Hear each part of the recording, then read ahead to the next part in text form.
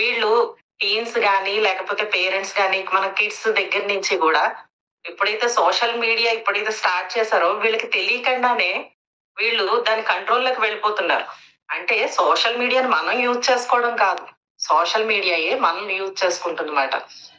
ఎక్కడ స్టార్ట్ చేయాలని తెలిసిన వీళ్ళకి ఎక్కడ ఆపాలో తెలియడం లేదు. యాక్చువల్‌గా వచ్చిన ప్రాబ్లమ్ అది. అంటే సోషల్ మీడియా అనేది తప్పు కాదు. కానీ దాన్ని ఎంతవరకు కంట్రోల్ చేయాలి? ఏ విధంగా మనం యూజ్ చేయాలి అన్న విషయం తెలియకపోవడం తప్పవుతుందిక్కడ. యాక్చువల్‌గా ఈ సోషల్ మీడియా ఎడిక్షన్ అవ్వడం వల్ల అంటే మనకి కనిపించేది ఒకటైతే కనిపించని ప్రాబ్లమ్స్ ఎన్నో ఉన్నాయండి నిజంగా. ఫస్ట్ వన్ ఫోకస్ లాస్ అవుతున్నారు వీళ్ళు. ఉండే కొద్దీ ఫోకస్ తగ్గిపోతుంది వీళ్ళకి తెలియకుండానే. వాళ్ళ స్టడీస్ మీద గాని, మిగతా వాటిల మీద ఫోకస్ తగ్గిపోతుంది. నెక్స్ట్ వన్ ఫ్రస్ట్రేషన్ ఎక్కువవుతుంది పిల్లల్లోని. అండ్ లాస్ట్ వన్ పేరెంట్స్‌కి, వాళ్ళ కిడ్స్‌కి ఉన్న బాండింగ్ తగ్గిపోతుంది.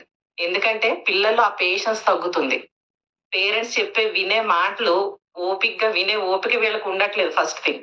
ఆ పేషెన్స్ తగ్గిపోవడం వల్ల. ఇదంతా సోషల్ మీడియా ఎడిక్షన్ వల్లే జరుగుతుంది.